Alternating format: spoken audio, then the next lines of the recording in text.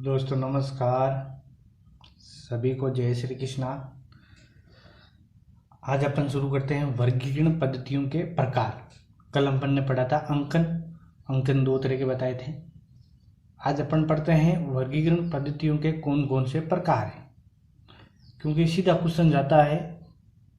ही question पूछा जाता है कि वर्गीकरण पद्धति कितने प्रकार की होती है, और अपन का आंसर होता है डीडीसी और सीसी। गलत आंसर है, क्योंकि अपन को वही रटा रटा याद है। वर्गीकरण पद्धतियां 6 प्रकार की होती है। कितने प्रकार की? 6 प्रकार की। तो कौन कौन सी है तो वो अपन ने देख लेंगे एक कर सबका एक एक अपन देखेंगे। सबसे पहले वर्गीकरण पद्धति है परिगणात्मक। परिगणात्मक वर्गीकरण पद्धति। वर्गीकरण पद्धतियों के अंदर ये नाम आते हैं। जब भी आपको पूछे वर्गीकरण पद्धतियों के प्रकार बताओ तो ये प्रकार है, या इसका कहीं कहीं दूसरा नाम भी लिखा होता है पूर्णतः परिगणात्मक।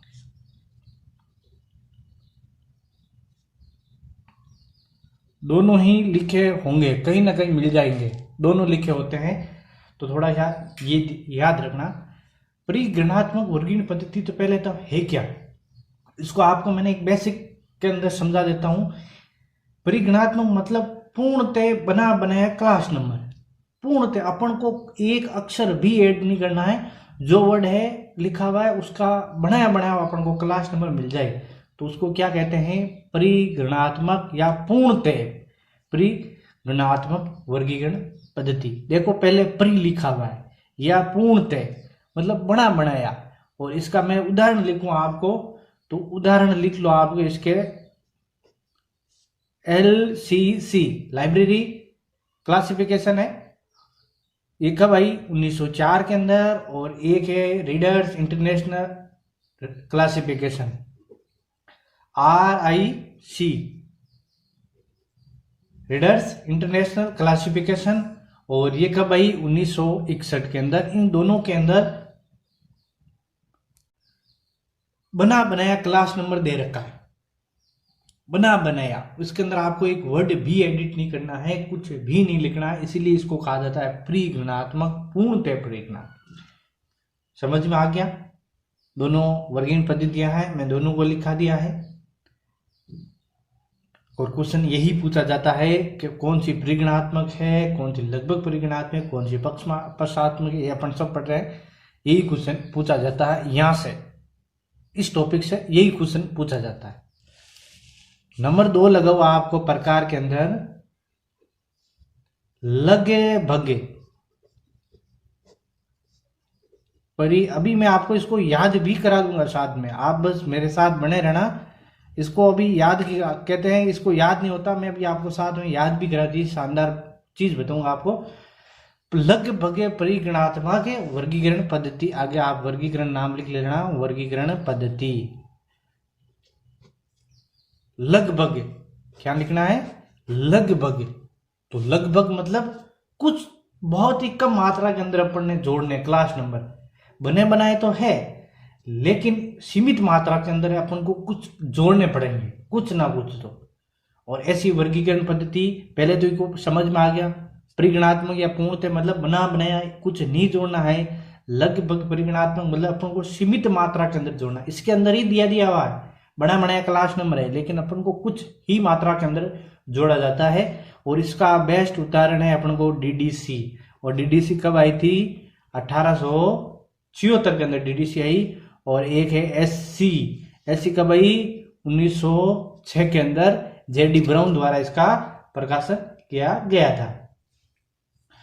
ये 2 है लगभग परिगणात्मक। अब आपको याद, परिगणात्मक जब भी नाम आए तो सिर्फ 2 ही नाम आना चाहिए, एक तो पूर्णतः या परिगणात्मक, एक है लगभग परिगणात्मक। समझ में आ गया? परिगणात्मक मतलब बने बनाए, एक के अंदर तो पूर्णतः बनाए, एक में कुछ मात्रा के अंदर अपन जोड़ने। ये हो गए 2। 6 प्रकार बताए थे, अच्छी तरह रटा के भेजूंगा आपको, बस मेरे साथ रहना, रटा के भेज दूंगा। तीसरी चीज है अपन की, तीसरी पद्धति है लगे भगे। लगे भगे पक्षात्मक नाम शुरू हो गया पक्षात्मक वर्गीकरण पद्धति। लगभग पक्षात्मक ऐसी पद्धति है जिसके अंदर अपन को सीमित मात्रा में पक्षों को जोड़कर नंबर बनाने का प्रावधान है। सीमित मात्रा के अंदर पक्षात्मक मतलब सीमित मात्रा के अंदर अपन को पक्षों को जोड़कर नंबर बनाने का प्रावधान है। और ऐसी अपन को ऑप्शन यही हर बार क्वेश्चन पूछा जाता है डीडीसी का। और डीडीसी कब आई? 1905 में। और डीडीसी किस पर आधारित थी? तो डीडीसी पर यूडीसी लगभग पक्षात्मक यूडीसी लिखा मैंने सही था, यूडीसी। और यूडीसी कब आई? 1905 पर। और डीडीसी के 5वें संस्करण पर आधारित थी ये।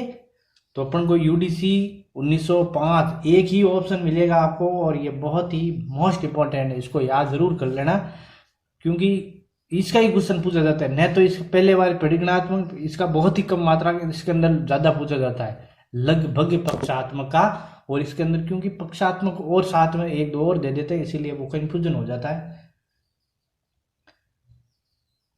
ठीक है, 3 हो गए अपने परिगणात्मक, लगभग परिगणात्मक, और तीसरी अपनी लगभग पक्षात्मक। ये अपने हुए 3। 3 के बाद अपन देखते हैं 4 नंबर।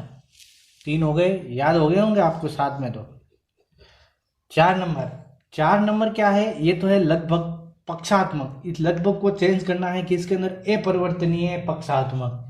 तो यहाँ चौथा नंबर लिखो अपरिवर्तनीय पक्षात्मक।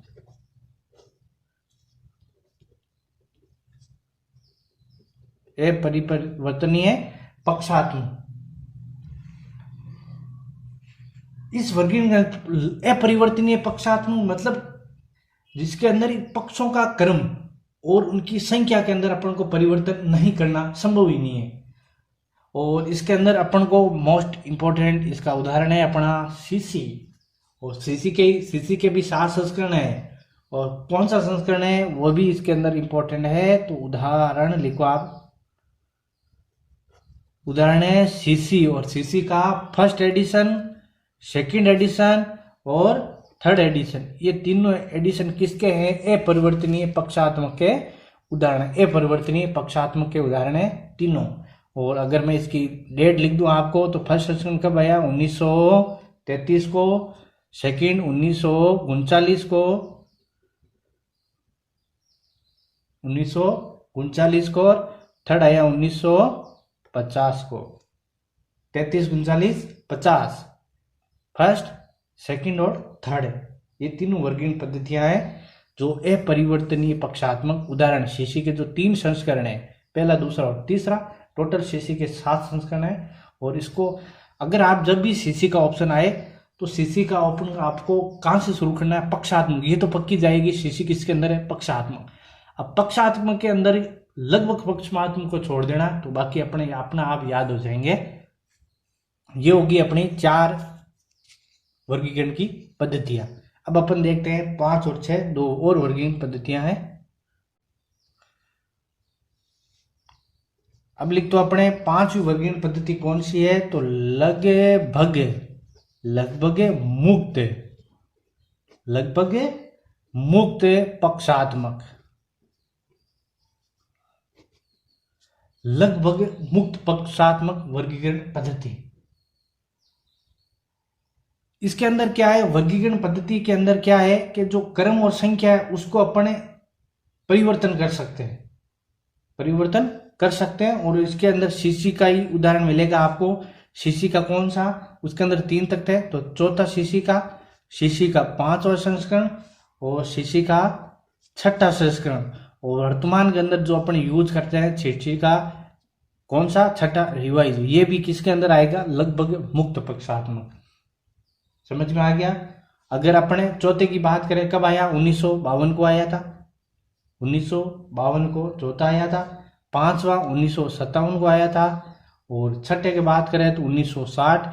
और जो वर्तमान में अपन यूज करें सीसी का 6ठा रिवाइज संस्करण तो वो कब आया था? 1963 के अंदर आया था। ये भी 2-3 बार रिवाइज हो रखा है। 64 और 69 के अंदर भी इसको 2 बार 3 बार। लेकिन वर्तमान के अंदर अपन पढ़ रहे हैं 6ठा रिवाइज संस्करण 63 वाला।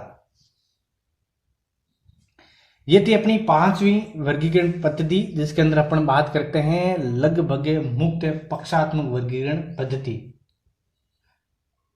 और इसी वर्गीकरण पद्धति 5वीं से अपन को जो आवर्तन हो, स्तर राउंड हो, जो अपन ने लेवल पढ़ते हैं, वो इसी वर्गीकरण लगभग मुक्त पक्षात्मक के द्वारा अपन जोड़ना आसान हुआ था। एकदम आसान राउंड और लेवल को जोड़ना किस वर्गीकरण पद्धति से अपन को आसान हुआ था? लगभग मुक्त पक्षात्मक से।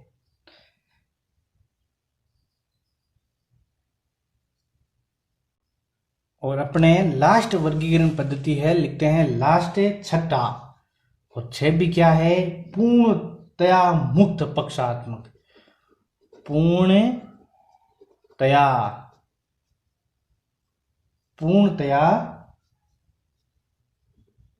ये थोड़ी मात्रा सही नहीं लगी, सही कर देना आप। पूर्णतया मुक्त पक्षात्मक,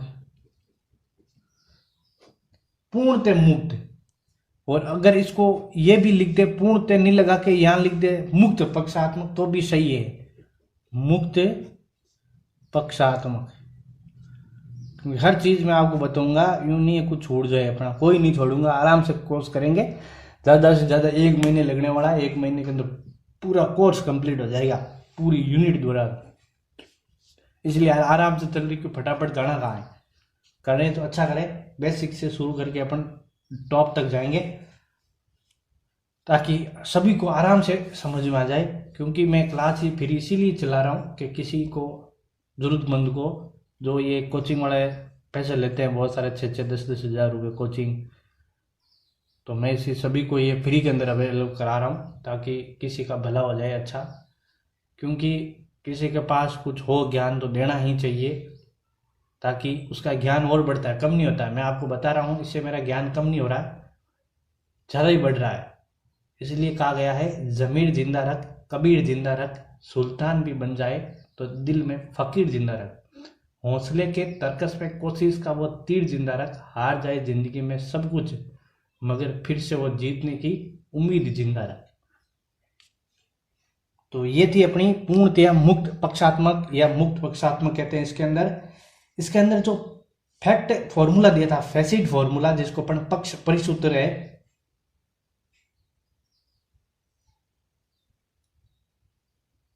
उसके अंदर अपन को यूज करते हैं। पक्ष परिसूत्र है, उसको यूज इसके अंदर आसान से कर सकते हैं।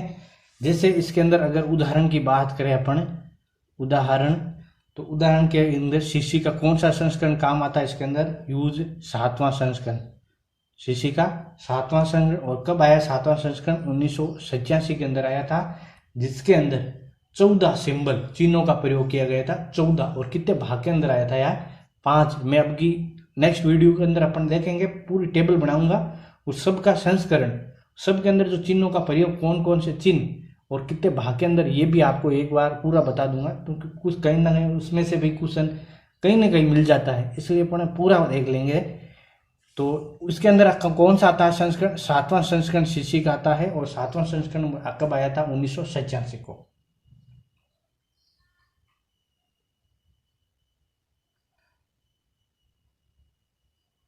और 7वां संस्करण अपन को यूज नहीं अभी करते हैं, क्योंकि इसके अंदर बहुत सारे ऐसे दे रखे हैं जो समझ वाले कोई समझ नहीं है। ये तो बहुत ज्यादा चिन्हों का प्रयोग कर दिया इसने, और भाग कितने करती है? 5 भाग के अंदर आ गया, तो ये थोड़ा डिफिकल्ट था, तो इसको अभी यूज नहीं करें। सिर्फ अपन अभी जो वर्तमान के अंदर पूछ ले, भारत के अंदर या विश्व के अंदर कौन सा संस्करण यूज करता है, तो 6ठा रिवाइज संस्करण ही यूज आता है सीसी का। तो ये थी अपनी वर्गीकरण पद्धतियां। आपको कहीं क्वेश्चन आ जाए कौन सी वर्गीकरण पद्धतियां हैं, तो आपको ये 6 वर्गीकरण पद्धतियां बतानी है। अब याद करने का तरीका, याद करने का तो परिगणात्मक आपको 2 याद करनी है। कौन सी परिगणात्मक? एक तो परिगणात्मक या पूर्णतः, एक लगभग परिगणात्मक। पक्षात्मक की बात करें तो एक तो लगभग परिगणात्मक, जस्ट नीचे क्या आएगा? लगभग पक्षात्मक। और इसके अंदर अपन कौन सी यूज करते हैं? यूडीसी। फिर अपना सीसी का शुरू हो जाता है। ये 3 ऊपर वाली अलग कर लो, और आप नीचे वाली 3 है, वो तीनों सीसी के लिए उपयोग आती है। और इसके अंदर सीसी का 3 पहले, 3 बाद में, और एक लास्ट बचा 6ठा 7वां, वो आता है लास्ट के अंदर। बस 3 शुरू की है वो अपरिवर्तनीय पक्षात्मक कहते हैं अपन। और 3 जो बाद वाली है लगभग मुक्त पक्षात्मक, और लास्ट के अंदर पूर्णतः मुक्त पक्षात्मक, इसके अंदर आता है शिक्षी का 7वां संस्करण। 1-2 बार रिवाइज करो तो भी याद हो जाएगा, और इस तरह आपको याद करना है तो इस तरह भी याद हो जाएगा, कोई बड़ी बात नहीं है, आराम से याद हो जाता है ये। अब कल मैंने थोड़ा सा छोड़ दिया था अंकन के अपने गुण, तो एक छोटे से टॉपिक है अंकन के गुण, वो भी मैं आपको साथ में 5-7 गुण है वो भी लिखा देता हूं। तो अपन देखते हैं अंकन के गुण, कौन कौन से अंकन के गुण हैं, क्योंकि क्वेश्चन गुण का पूछ ले कभी कभार। तो अंकन कैसा होना चाहिए और इसके गुण है, तो अंकन कैसा हो, सबसे पहले तो सरलता होना चाहिए एकदम। अंकन कैसा होना चाहिए, सरल होना चाहिए। सरल तो कौन सा सरल है, डीडीसी सरल है या सीसी? तो सरल अपन को नंबर के हिसाब से देखें तो डीडीसी सरल है, क्योंकि सीसी के अंदर कहीं कोलन, कहीं कोमा, कहीं डॉट, इन सब का प्रयोग होता है, और डीडीसी के अंदर सिर्फ नंबरिंग, टेलीफोन की तरह उसको बोलते हैं, तो नंबर वाला। दूसरा है संक्षिप्त। संक्षिप्त अंकन कहना होना चाहिए, संक्षिप्तता होना चाहिए, और संक्षिप्तता अगर पूछ ले किसके अंदर है तो अपने सीसी के अंदर है, क्योंकि एक वर्ड से भी संक्षिप्त हो सकता है, और डीडीसी 3 वर्ड से शुरू होता है। अगर लाइब्रेरी साइंस की बात करें अपन, इसके अंदर संक्षिप्त है लाइब्रेरी साइंस। लाइब्रेरी साइंस अगर मैं डीडीसी से बात करूं तो डीडीसी के अंदर लाइब्रेरी साइंस का कोड दे रखा है 2020, नहीं 020, मतलब 020, और सीसी के अंदर बात करें सिर्फ एक नंबर से कोड बन जाता है, सिर्फ 2, सीसी के अंदर लाइब्रेरी साइंस का 2, इस तरह। तीसरा है स्मरणशील। स्मरणशीलता होनी चाहिए, और स्मरणशील किसके अंदर है अपन के आपको पता है, डीडीसी के अंदर स्मरणशील यानी एक टेलीफोन की तरह, जैसे अपन लाइब्रेरी साइंस का 3, इसके अंदर 2। अगर डिक्शनरी पूछ ले तो 020.03, 3 संख्या के बाद पॉइंट लगता है, और सीसी के अंदर वो पक्ष परिसूत्र का अपन आगे पढ़ेंगे उस तरह युग आता है। चौथी अपन बात करें स्मरणशील के बाद में, चौथा क्या है, सापेक्षता होना चाहिए। सापेक्षता होनी चाहिए। सापेक्षता मतलब गहराई, जिस तरह गहराई बढ़े, विषय की गहराई बढ़े, उसी क्रम के अंदर अंकन की लंबाई भी बढ़नी चाहिए। अब जैसे टेक्नोलॉजी क्या है 600, अगर मेडिकल साइंस तो 610, इस तरह बढ़ा। जैसे लाइब्रेरी साइंस का क्या है 2, academy library 23, secondary school library 232, इस तरह बढ़नी ही चाहिए। ये हो गया अपने सापेक्षता। और 5वां अपन मतलब संश्लेषणात्मक होना, मतलब जोड़ने वाला होना चाहिए, संश्लेषणात्मक।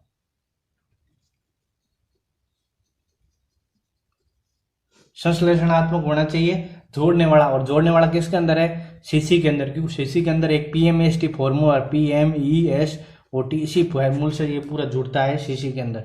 अगर आपको पीएमएसटी फॉर्मूला यूज करना आएगा मतलब सीसी आराम से हो जाएगी, सीसी का कोई टेंशन नहीं है, आराम से होनी चली जाएगी। और अगर अपन लास्ट लिखते हैं 6ठा, तो ग्राहता का मतलब हॉस्पिटलिटी, मतलब अंकन ऐसा हो जिसके अंदर नए नए विषयों का कहीं पर अंगम न हो, कोई विषय छूट जाए उसको आराम से, जैसे अपन लिखे हैं 11 सीसी के अंदर 11 वर्ल्ड लाइब्रेरी है, 12 छोड़ रखा है, कोई भी अगर कभी कभार मिल जाए भविष्य के अंदर तो अपन 12 के अंदर यूज करें, क्योंकि 12 यहाँ रिक्त है। 13 के अंदर नेशनल लाइब्रेरी है, 14 के अंदर रीजनल लाइब्रेरी है, इस तरह अपन जोड़ सकते हैं। तो 12 मतलब हॉस्पिटल, मतलब ग्राहता का गुण होना चाहिए, वो ग्रहण करने वाला। तो ये थी अपनी अंकन के गुणों की बात। एक शॉर्ट के अंदर मैंने अंकन के गुण, ये आप 6 अंकन के गुण लिख लेना, बहुत ही इजी थे। तो ये थी अपनी आज की क्लास। नेक्स्ट क्लास के अपन देखेंगे एक टेबल के थ्रू, जो सीसी के जो 5 संस्करण आए उन संस्करणों को टेबल और उसकी कौन कौन से चिन्हों का प्रयोग और भाग किसके अंदर, इसकी बात करेंगे। तो आपको ये वीडियो कैसा लगा कमेंट्स के अंदर जरूर बताना, और मेरे साथ बने रहना। आप इस सनहरी क्लास के अंदर आपको एकदम फ्री के अंदर मैं पूरा लाइब्रेरी कोर्स उपलब्ध करा दूंगा। तो अपन मिलेंगे नेक्स्ट क्लास के अंदर, तब तक के लिए आप सभी को जय श्री कृष्ण।